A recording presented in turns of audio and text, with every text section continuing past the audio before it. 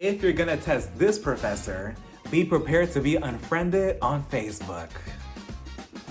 Hey everybody, welcome to my channel. I'm Raphael and I'm here to review season 8, episode 4 of the Real Housewives who don't know each other, but kind of know each other, but do know each other, but don't know each other at all, of Potomac. We start the episode off with Nneka picking up her husband Ike from the airport because not only is she married to medicine, but he travels for medicine. So he's in town for the week. She's trying to figure out their schedule because she's ovulating right now. So right now is the perfect time for them to try to get pregnant. So then Karen calls her and she's like, "Hi, Nneka. How are you, darling? I was just wondering if you wanted to come play pickleball with me and Ray and the rest of the girls. I think it'll be a nice activity for healing." And I mean, Karen, you know, this group doesn't need healing. They just need a couple of new cast members or a whole new reboot. So Nneka, she's like, yeah, sure, I'm down. So then she tells Ike, wait a minute. If everybody's gonna be there, that means Wendy's gonna be there. And remember last time that we talked to her sister, I'm not sure what's gonna happen now. Wendy's sister, Ivy, had contacted her cousin-in-law to tell her that Nneka's being a clout chaser. She's using Wendy's name to try to get on the show. And my theory was that I thought, okay, follow me. When Ashley had that conversation with Nneka, Ashley mistook what Nneka said as something shady. She then took it to Wendy, and Wendy then took it to her mom. Her mom then took it to Ivy, who then took it back to the cousin-in-law. But then see, my theory goes right out the window because then Nneka lets us know this was 2 weeks before Ashley's housewarming party. So then Wendy would have never known about the conversation that Ashley had with Nneka. Why would Wendy's mom even have a reason to call Nneka and threaten her, as she said? Unless there's more to the story that they're telling us, because I don't believe Wendy, I don't believe Nneka.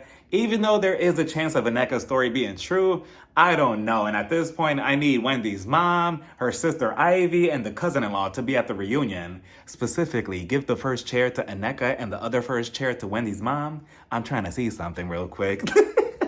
But then Ike tells Nneka, you know, it's interesting. It's like the family, they only want Wendy to be the only Nigerian in this group. They don't want to embrace another Nigerian into the group. And if that is the case, that's a very unfortunate way of thinking, because you would think that both of them coming from the same culture, they have similarities. They'll embrace each other even more because of that. They'll have a stepping stone for their new friendship. But it seems to me that that's the thing that's driving them apart. And then Ike, he has an issue with Eddie because him and Eddie, they also go back. You know, they have history with each other. Eddie, Wendy's husband, they used to go to college together. They take classes together. So there's history there. What a coinky dink. But now he's in his feelings because he was on Facebook. He realized that Eddie had unfriended him on Facebook recently. And I'm like, aren't you a doctor? Like, shouldn't you be worried about, like, you know, taking out somebody's kidney, taking out somebody's appendix, like getting some rest? Why are you on Facebook worried about who's unfriending you and who's friending you? Like, who cares? It's Facebook. And now if it was Instagram, then I'll be a little bit more understanding, you know, because I'll be in my feelings too if somebody unfollowed me. Like, wow, you really unfollowed me after I liked all of your posts, after your breakup, your boyfriend cheated on you multiple times. You posted on your story that you were sad and I was there giving you likes, supporting you as you were going through this, and now you have the audacity to unfollow me? Okay, fine. You know what? Let me take back my unfollow. Let me take back my follow. Give me back all my likes, you ungrateful bitch. But that's just me. But obviously, it just goes to show that all four of them have more history than they're telling us. So then we see Giselle and Robin heading out to this restaurant to get food and drinks. The waiter, he's really cute, and he takes their order. He takes Giselle's menu, and he's like, "Thank you, sweetheart. But you know Giselle heard. Would you marry me?" For a second, I thought she was going to ask him, "Would you mind coming with me to the season 8 reunion and sit behind me?" But he was really cute, though. So she starts talking about the live show that they did in Atlanta for their podcast, Reasonably Delusional. And Michelle Williams, she was the guest. Which, by the way, Michelle, come over here for a second. Come over here. So if I was you, Michelle, I would stay far, far, far away from Giselle because I can just see her trying to mess up the relationship between you and Beyonce. Like, I can see Giselle whispering to Michelle, like, by the way, I heard there was a rumor that Beyonce likes Kelly Rowland more than you. What do you think? Maybe you should confront her. Giselle had talked to Juan about what was going on with him, and Juan, he got upset, I'm assuming because he doesn't want people questioning him anymore about his relationship with Robin. So he started yelling at Giselle. He raised his voice, apparently. Robin, she tells Giselle, "What? He yelled at you? My gosh, no, he would never do such a thing. Absolutely not. Juan Dixon, he's a faithful, loyal, quiet man. He would never yell at anybody. He feeds birds and pigeons on the weekends. Of course, he would never do that. I think that he was just projecting, me. He was just projecting his voice, and it probably got a little louder because of his job. He does coaching. You must think we're stupid, huh? Is that it? You must think we're dumb, right? Like, it must be it, right? Because what? Like, Robin, what? Like, what are you talking about? Like, she is dedicated to this man. That is crazy. And what's with the confessional look? The whole blue look with the blue scarf or whatever she had around her neck? She looks like a rejected Christmas gift that nobody wants. Specifically, that Juan Dixon doesn't want. And speaking of husbands with no job, we head over to Candiace's house. She's there with Mama Dorothy. They're having a nice mom and daughter time in the backyard and talking shit about Chris. Candiace, she's letting her know that she just finished a tour. She's happy about it, but she's spending a lot of money for it. But it's all worth it because she loves seeing all the supporters come out and see her sing. So I love that for her. What I don't love is how she told Chris to basically quit his job. After last season, they were fighting back and forth about his schedule being constantly busy. He wasn't really there for her. And isn't he her manager? Or something like that. Is that still a thing? But, he quit his job now to have more free time. But now she's on the road 24/7 or, a couple of days. She has a couple of tour dates, but, she's on tour and now he's at home 24/7. So, and I don't get why he will allow himself to be put in this situation because people already look at him like, are you with Candiace for her money, for her mom's money, or do you really want to be with her? And Candiace, this may look like a cute situation for now, for like 2 seconds, but in the long run, you're going to get sick of it. You're going to get sick of bringing in all the money at home. Chris is not doing anything but being on TikTok or Instagram Live, drunk, allegedly. At least every time he pops up on my TikTok, I see him with a drink talking. I'm like, what are you doing? But you're going to get sick of that. And as your music career continues growing, you're going to get more opportunities and you're going to start looking at Chris like, okay, what are you doing? I'm doing this, this, and this, yet you're at home making spaghetti. You're not growing with me. I'm leaving you in the past and I'm outgrowing you. And, we don't want to see that. But, what was the lyrics to your song? Boy, you better drive back to your damn job and start making some money. Or whatever she said. That could be the remix. So it's time for Karen's pickleball event that's going to cause healing in the group. At least that's what she thinks. So Karen, she shows up with Ray. Ray, this is the first time we're seeing him this season. And I'm like, oh, look at Ray. Hey, Ray, how are you? Come in, take a seat. Giselle, she comes in next. She tells Karen, by the way, Cal is gonna be here soon. And I'm like, really, Jason? Really? You're already doing Giselle dirty like that? Like, you could have at least showed up to one event and then go missing for the rest of the season. And if I was Giselle, I would have went back to the restaurant from earlier, asked the waiter, hey, remember me? Yeah, do you want to come pickleballing with me? But then Mia and Gordon, they show up next. But they showed up in 2 separate cars. And in this economy, with these gas prices, and neither one of you have money? Yikes. But they get out the car at the same time. Mia, she looks over and she's like, hi, babe, how are you? Maybe they were trying to spice things up in the relationship because sometimes couples do that. They show up to clubs, to bars, to restaurants and pretend to not know each other just to flirt with each other and keep things interesting. So maybe Gordon went up to Mia like, oh, hey, you want to come inside and play pickleball with me? Mia probably told him, I don't know what a pickleball is, but sure, I'm down. And here we are. But in their case, yeah, they're heading to divorce. So then Ashley, she shows up without Michael, thank goodness. Candiace showed up without Chris. I believe Chris was at home making meatballs. And then Giselle, she had the nerve to say in the confessional, oh, well, I'm not saying hello to you. Well, I promise you, Giselle, nobody was rolling out the red carpet to go up to you and give you a hug. I promise you, Candiace was not thinking about you. And she's like, I'm not forgiving her for everything that happened at the reunion last season. As if you didn't cause all of that on yourself. Now you're the victim. Wendy and Eddie come in next, so Karen, she divides everybody into 2 groups, specifically those who are having issues with each other. She tells Candiace, Candiace, you're gonna be right over here with Giselle and Ashley. I said what I said. Nobody's gonna tell me what to do. I'm the grand dame.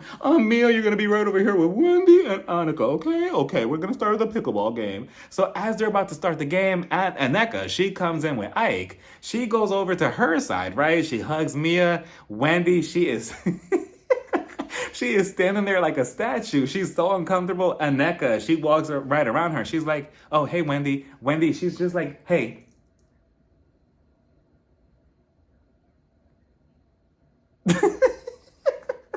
I'm like, Wendy, earth to Wendy. She's pretending not to acknowledge Nneka, right? I'm like, Wendy, what is with the creepy pose? She was just like... So next thing you know, we see the true grand dame of Potomac, Juan Dixon. He showed up for a 4th episode straight in a row. I am so proud of him. Like, wow. He really come a long way. He shows up with Robin Dixon, and then as they're getting out the car, we hear these phrases in the background like fraud. He crossed the border for some cooch. He has no job. And they're all the cast members describing him. He gets out, and I'm like, wow, is it really him in the flesh? Hold on, I need to mark this up because I'm keeping track. Hold on, let me see. Like, where's my marker? Hold on, this is the 4th episode. Okay. So far, here are the statistics. 1 episodes that he's appeared in. Episode 1, 2, 3, and 4. Will he make it to 5? We don't know. Will he make it to 6? Possibly, but so far he's making me proud in that aspect. Everything else, not so much. So Robin, she shows up in a black diaper, and Karen is just like, why does she have her vagina out like that? She needs to put that away because nobody wants it, including Juan Dixon. So Robin comes in and she doesn't say hi to Candiace. Candiace in the confessional, she's confused, like, wait a minute, what did I do to you? And then the receipts are all over the screen, like, you said this, and this about Robin. You were saying that you needed to recast the whole show. So, I mean, what do you expect? Even though I agree with mostly what she was saying, what do you expect Robin to do? You expect her to just come in like, hey, let me pretend like you were not just talking about me online and still give you a hug and say hi to you? No, Candiace, it doesn't work like that. But it is extremely awkward how usually on the Housewives, maybe like 2 housewives can't stand each other. In this case, everybody hates each other and nobody can really even talk to each other, have fun. Nneka's not talking to Wendy. Wendy's not talking to Nneka, Mia, Robin, or Giselle. Robin is not talking to Candiace. Candiace is not talking to Ashley or Giselle. So what are we watching? Because I feel like at this point, everybody hates each other to the point where there is no returning from that. Like, it's already there. It's already too far gone. I don't see everybody having a sincere moment with each other. I don't see Giselle and Candiace speaking to each other ever again. So there needs to be some changes for season 9 because we can't continue with 2 separate groups. And then once we all come together, nobody is speaking to each other because that's no fun. This is supposed to be a fun activity, which, by the way, I just figured out that pickleball is basically like tennis. And it's supposed to be a fun activity, but I mean, we're playing and we're interacting with each other, but it's kind of just awkward. Like, okay, I'm gonna hit the ball, but I don't like you. I'm gonna hit the ball and I'm gonna help you out, but I don't like you. And that's just no fun. So after the pickleball game, they sit down to eat actual pickles. Karen, she gives a speech and she's like, I just want to give a big thank you to everybody for showing up today, specifically Robin Dixon, because me and her are not in the best place right now. So thank you so much, Robin. Why did she mention Robin's name? Because now Robin, she's upset. She's like, why is Karen talking about me again? Why is she mentioning me again? Be lucky that she's even mentioning you in the first place, because we all know Juan doesn't do it. All of a sudden, Juan gets up, and for a second, I thought there was a Canadian woman waiting for him with the way he got up and he stormed out with Nneka's husband, Ike, right behind him.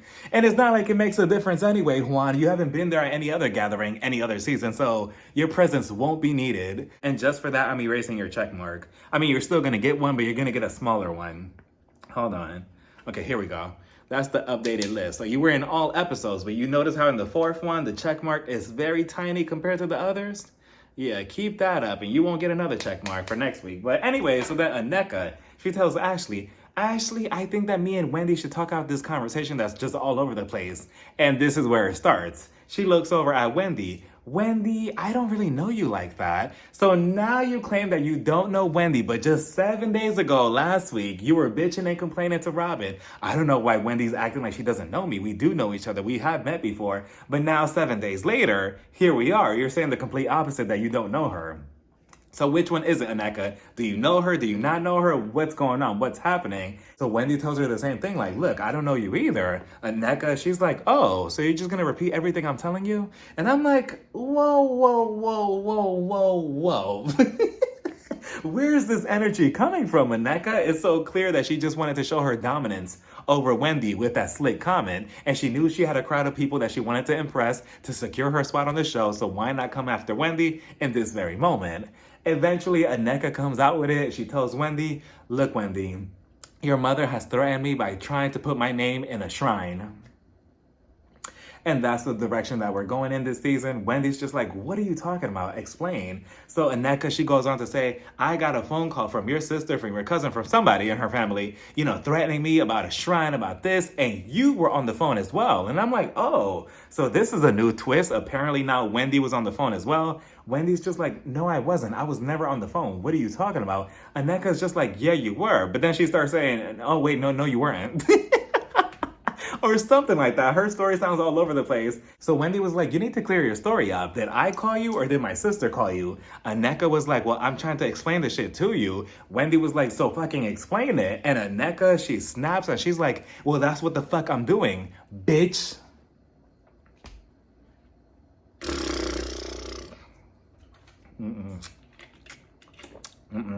Absolutely not. Absolutely not. The way I would have picked up a couple of those pickles and thrown it in her direction. Who are you calling a bitch if it doesn't have bad in front of it? Who are you calling a bitch, Nneka? That is crazy to me. Like, Wendy wasn't even saying anything to you, and Wendy was like, so now I'm a bitch for what? Why am I being called names by you? I've been nothing but nice to you, and now you're calling me names. For what? Like, it's just crazy to me. And again, Nneka, you came onto the show trying to go after somebody, and unfortunately, you went after Wendy. Like, just so crazy to me. And then here goes Juan. Well, I'm so glad that the attention is all for me. No, it's not. Just give it one more episode. We'll be back to you next week. And then Robin, she's telling Ashley, oh, well, that's not the whole story, blah, blah. Be quiet, Robin, because we barely know the full story between you and Juan. So you shh. Like, the nerve of everybody. Surprisingly, Giselle, she was quiet. Next thing you know, Wendy gets up and she starts dancing around the table like, oh, you're jealous of me. You're jealous. You're jealous. You've been jealous of me since day one. And I'm like, Wendy, please sit the fuck down. She was making me cringe. Like, okay, like, you kind of won this battle between Nneka, but now you're losing. So next thing you know, she looks over at Mia. Mia, I want to talk things out with you. And I'm like, why now? Like, why this very second? Like, what's going on? So she gets up and she goes over to Mia. Mia was just like, no, I'm innocent. She was scared. Wendy's like, no, come over here. Let's go talk. And I'm like, okay. And then here goes Robin again. Robin, she was just like, oh, that's the definition of deflecting. That's the definition of deflecting. And I'm like, Robin, shut up. Like, you out of all people have the audacity to talk about deflecting. Like, please, let's not go there. But, again, we'll be back to you and Juan next week. For now, this is kind of like a commercial. So then Wendy, she starts talking to Mia out of nowhere. Like, Mia, I want to be okay with you. Let's just settle this, blah, blah, blah. Mia, she was just like, but like, you call me dumb. So, I mean, they kind of squashed their issue, but not really, because Mia doesn't really trust Wendy. She's just looking at her like, she's just doing this to get away from Nneka. So everybody gets up from the table. Nneka goes next to her husband, Ike. Mia goes over and Nneka explains to her, the day that her mom called me and threatened me to put my name in a shrine, that's the same day that my husband actually got unfriended from Eddie on Facebook. And Mia was just like, on Facebook? What? He unfriended you? That is so mean. So then that set a whole different thing in motion, because Eddie and Wendy, they got closer to Ike and into Nneka. And then I believe Ike, he told Eddie, you unfriended me on Facebook, right? And I'm like, are we really having this argument? I mean, damn, I like petty, but this is just pathetic.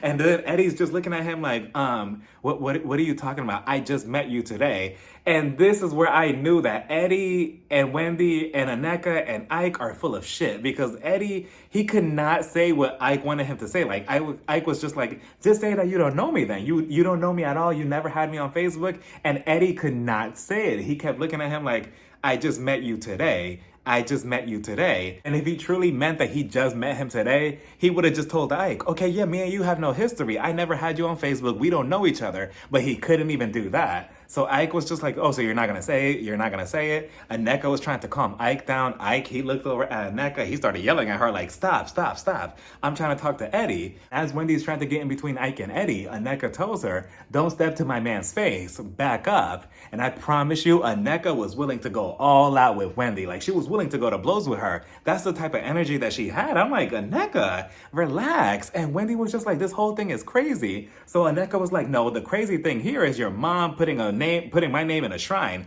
That's what's crazy here. Wendy, she had enough. She said, look, you have one more time to mention my mother. And what did Nneka do?